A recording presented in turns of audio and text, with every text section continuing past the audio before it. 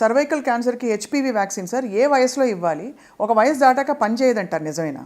You are very right అండి. ఎందుకంటే vaccine ఎప్పుడు ఇస్తాం మనం మామూలుగానే? ప్రివెంటివ్గా అది ఎప్పుడు ఇన్ఫెక్షన్ రాకముందు ఇస్తాం. మన పోలియో కానివ్వండి, డిఫ్తీరియా, టెట్నస్ కానీ చిన్నప్పుడు వ్యాక్సిన్స్ ఎందుకు వేసుకున్నాం? ఎక్స్పోజ్ అవ్వకముందు వ్యాక్సిన్స్ మనకి ఇస్తారు. సో ఇప్పుడు కోవిడ్ కూడా మన వ్యాక్సిన్ కోవిడ్ వచ్చినప్పుడు కూడా తీసుకున్నట్టు వేరే వేరియంట్ కోసం తీసుకున్నది రాకముందు. సో అట్లనే ఈ యొక్క హెచ్పివి అనేటువంటి యొక్క వైరస్ ఎక్స్పోజర్ కాకముందే మనం ఇవ్వాలి. సో ఐడియల్ ఏజ్ అంటే అడలసెంట్ గర్ల్స్ అంటే around 11 to 12 years. So 24 to 25 దాకా ఇవ్వచ్చు. సో అంటే దానికి రేషనల్ ఏంటి అంటే సెక్షువల్ ఇంటర్కోర్స్ అనేటువంటిది ఆన్సెట్ అవ్వక ముందు.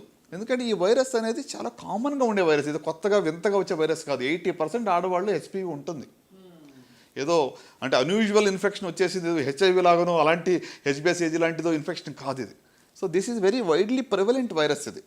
సో కనుక ఇది రాకముందే దీన్ని తీసుకోవడం మంచిది. సో ఆఫ్టర్ ఎక్స్పోజర్ అయిన తర్వాత తీసుకుంటే బెనిఫిట్ ఉండదు. అందుకే చాలాసార్లు ఏం చేస్తామంటే ఆఫ్టర్ 25 అడిగినప్పుడు వాళ్ళకి హెచ్పివి టెస్టింగ్ చేస్తాం, అసలు ఆల్రెడీ వైరస్ ఇన్ఫెక్ట్ అయ్యిందా లేదా అని చూడడానికి. మరి డార్మెంట్గా కూడా ఉంటుందా? ఒకసారి ఇన్ఫెక్షన్ వచ్చి క్యాన్సర్గా మారకుండా? ఎస్ చాలా వరకు మారకపోవచ్చు. ఓన్లీ 5%లో over a period of many years, 15-20 ఏళ్ళ తర్వాత వస్తుంది. రాగానే వెంటనే క్యాన్సర్ రాదు. అదే సర్వైకల్ క్యాన్సర్లో ఒక అడ్వాంటేజ్ ఏంటంటే ఇన్ఫెక్షన్ నుంచి జబ్బు రావడానికి 10-15 ఏళ్ళు పడుతుంది. ఈ టైంలో మధ్యలో ఎప్పుడన్నా కూడా మనం ప్యాప్ స్మియర్స్ కొన్ని టెస్టులు చేస్తే దాన్ని ముందుగా కనుగొనవచ్చు. ఎప్పుడప్పుడు బయటపడుతుంది. అసలు ప్రోగ్రెషన్ అవుతున్నప్పుడు కానీ అసలు మనకు సిమ్టమ్స్ ఏమైనా తెలుస్తాయండి సర్వైకల్ క్యాన్సర్కి? యూజువల్గా ఏంటంటే క్యాన్సర్లో అది స్టార్ట్ అయ్యేంత వరకు, ఫుల్ ఫ్లెజ్డ్గా జబ్బు వచ్చేంత వరకు సిమ్టమ్స్ ఉండవు. అండ్ అప్పటికి బహుశా సెకండ్ స్టేజ్కి వచ్చేసి థర్డ్ స్టేజ్, అర్లీ స్టేజ్లో కూడా చాలా వరకు సిమ్టమ్స్ ఉండవు. Unless you get tested. Unless you get tested. అందుకే స్క్రీనింగ్ ఎందుకు అంటున్నాము? మీకు సిమ్టమ్స్ వచ్చే లోపల కరెక్ట్ టెస్ట్ చేయాలి. మీకు సిమ్టమ్స్ వచ్చేటప్పటికి జబ్బు వచ్చేది డయాగ్నోసిస్ అంటాం, స్క్రీనింగ్ కాదప్పుడు. సో అందుకనే సార్ వెయిట్ లాస్ అయిపోతుంది, అన్యూజువల్ డిశ్చార్జ్ ఉంటుంది బాడీ నుంచి, ఇంకేదో అవుతుంది అని చెప్తారు. బట్ అంత వచ్చిందంటే ఇంకా పూర్తిగా క్యాన్సర్ వచ్చేసినట్టు, ఇంకా ట్రీట్మెంటే అక్కడ.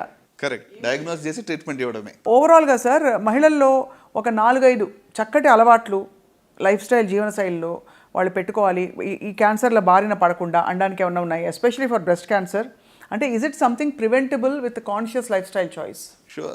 బ్రెస్ట్ అన్ని ఒక 60 to 70% క్యాన్సర్ మనం ప్రివెంట్ చేయొచ్చు ఓవరాల్గా చూస్తే.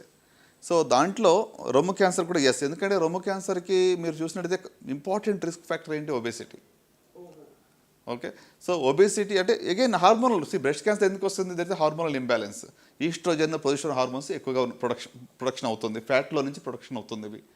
సో కనుక ideal body weight maintenance, balanced diet, physical activity, okay, moderate or I would say no alcohol.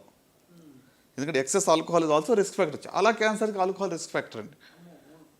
అంటే ఇటీవల you see number of people, మరి నేను ఇందాక చెప్పింది నంబర్ ఆఫ్ పబ్స్ కానివ్వండి, హోటల్స్ చూస్తే చాలా కన్సంప్షన్ పెరిగిపోతూ ఉంది.